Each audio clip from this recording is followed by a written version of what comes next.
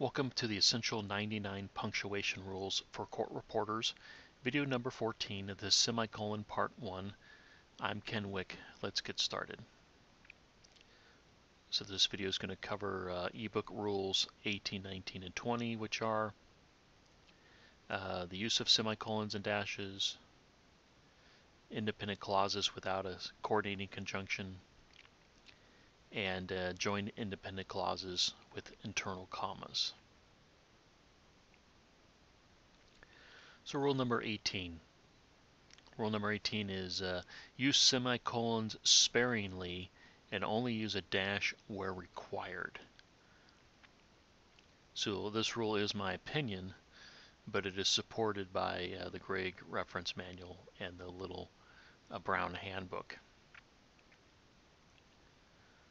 So what I'm really saying is use a period before using a semicolon, and try using another punctuation mark before using a dash if you can. So just to support my my opinion, the little brown handbook says to use the semicolon sparingly or occasionally. In fact, it goes in to say that it can be overused and has an example. And the Gregg Reference Manual has about the dash. Please use the dash sparingly and then only for deliberate effect. So basically, don't overuse the dash. Not to say you can't use the dash, but use it sparingly. And that's why I'm saying I would just use a semicolon and dash where it's required by the rule. If you can use a different punctuation mark, I'd use that one. Oh, and the little brown handbook on the dash says, don't use a dash where commas, semicolons, and periods are more appropriate. Don't use too many dashes. So just basically saying the same thing the GRM is saying. So on the Rule 19, Rule 19, a semicolon may be used to separate independent clauses joined without a coordinating conjunction that are closely related. This is one of the key things. What is closely related? A period is always acceptable. So you're saying, well, why should I just use a period? Well, you can. So closely related refers to meaning or content, and this is found in the LMEG and the BGGP, or similar grammatical construction, and that definition is found in the BGGP.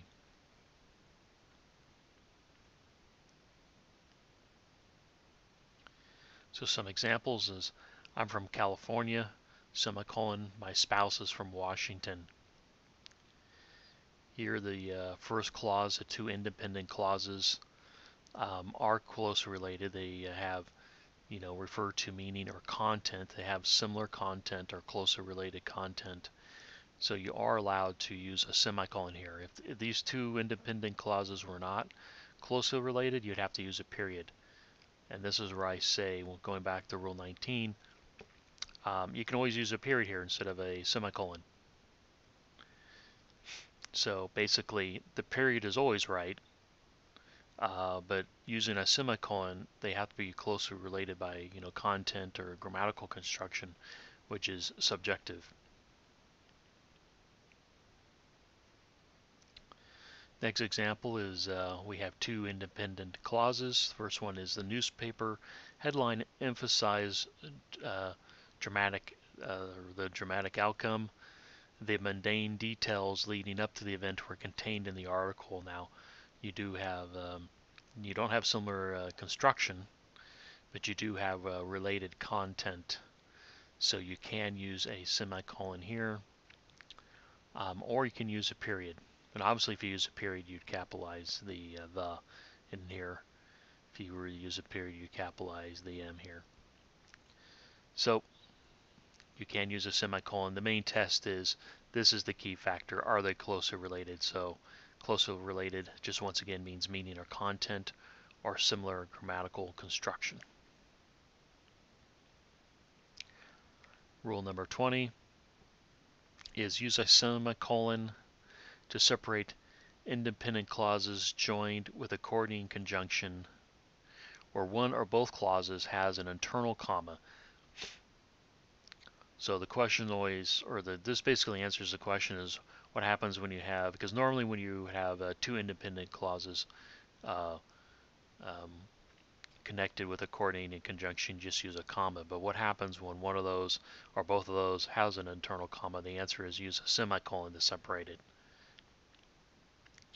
Now, a comma may be used to separate the two independent clauses if no misreading is likely, and that's according to the GRM. This basically goes back, or I've basically covered this situation in rule number 12, which is introductory clause, phrase before a second clause. But here you can have different situations, like this was just covering there's a clause or phrase before the second clause. What happens when there's a series in one of the clauses, or something like that, or there's a subordinating or a subordinate or dependent clause in one of them that requires a conjunction. So well, the answer is you use a semicolon. So just to pound it into you, the semicolon is always correct. It's the comma which you can use, which may be wrong. And then if you go back to the video on video number 12, I sort of go over the general situations that I would use a comma. And that's just my personal opinion.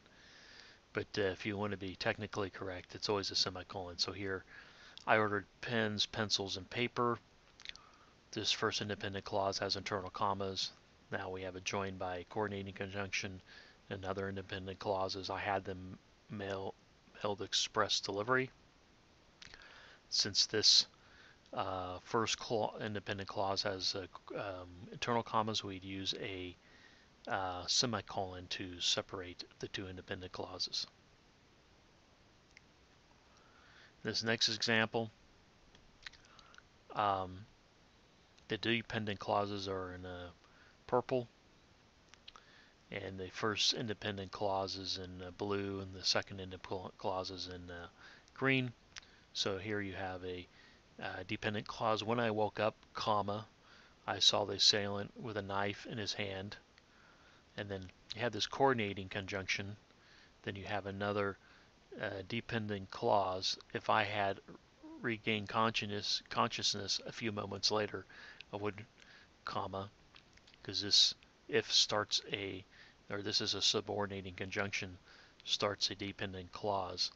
So we need the comma here. So this is, so both of these sentences, or call it a sentence, has an internal comma. That means we would need to separate them by a semicolon. If you stuck a comma here, it'd be sort of quite confusing on what was going on. You'd have a group of words, comma, group of words, comma. You wouldn't be too sure. But now the semicolon clearly defines the where you're joining the two independent clauses that have an attached dependent clause.